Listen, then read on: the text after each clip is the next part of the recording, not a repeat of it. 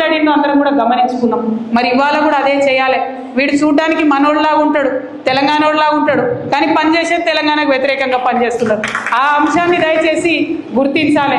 ఇవాళ మన లోపల మనకున్న అనేక సమస్యలకు మీకు కేసీఆర్ గారికి మధ్యలో వారధిగా నేను నిలబడి ఉంటా.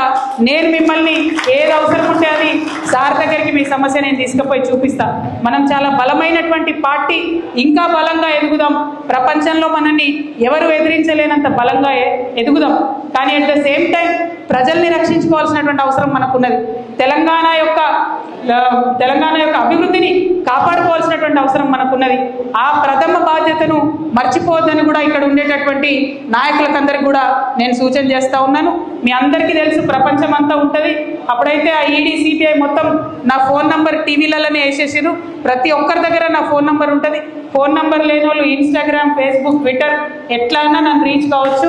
మీకు ఏ సమస్య ఉన్నా తీర్చేటటువంటి బాధ్యత నేను తీసుకుంటా. కేసీఆర్ గారి దగ్గరికి మీ సమస్యను నేను వివరించి తీసుకొని వెళ్తా. మీరు నాకు ఒక వాగ్దానం చేయాలి.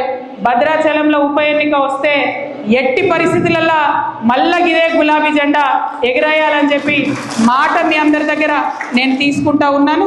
మరి ఇక్కడికి భద్రాచలంతో నా అనుబంధం ఇప్పటిది కాదు, అనేక సంవత్సరాలది. ఆనాడు భద్రాచలంకి బతుకమ్మ చేయడానికి వచ్చినప్పుడే నరసింహమూర్తి గారి ఇంటికి కూడా నేను వెళ్ళడం జరిగింది. ఇక్కడ బతుకమ్మ రాముల వారి సన్నిధిలో చేసినప్పుడు నాకు బాగా గుర్తుంది. జయశంకర్ గారు, కేసీఆర్ గారు ఇద్దరు పక్కపక్కన కూర్చొని నాకు ఫోన్ చేశారు.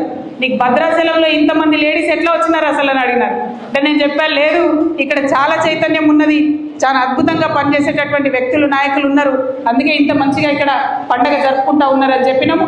ఆ చైతన్యం ఇప్పుడు ద్విగుణీకృతమైంది. మన రాష్ట్రం వచ్చింది, మన రాష్ట్ర పండగ, మన రాష్ట్ర పద్ధతులు, మన రాష్ట్రం, మన రాష్ట్ర అభివృద్ధి అనే ఒక సోయి అందరికి కూడా ఉంది. కాబట్టి దాన్ని కాపాడుకునేటటువంటి దిశగా మనందరం కూడా ప్రయత్నం చేద్దామని మీ అందరినీ కూడా కోరుకుంటున్నా. అనేక మంది అనేక రకాలుగా ఉద్యమంలో పాల్గొన్నాం.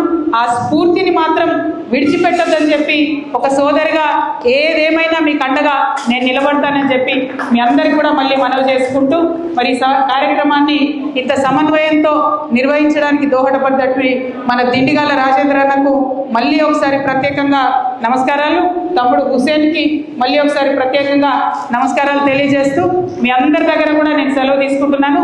Thank you. జై తెలంగాణ, జై కేసీఆర్, జై తెలంగాణ.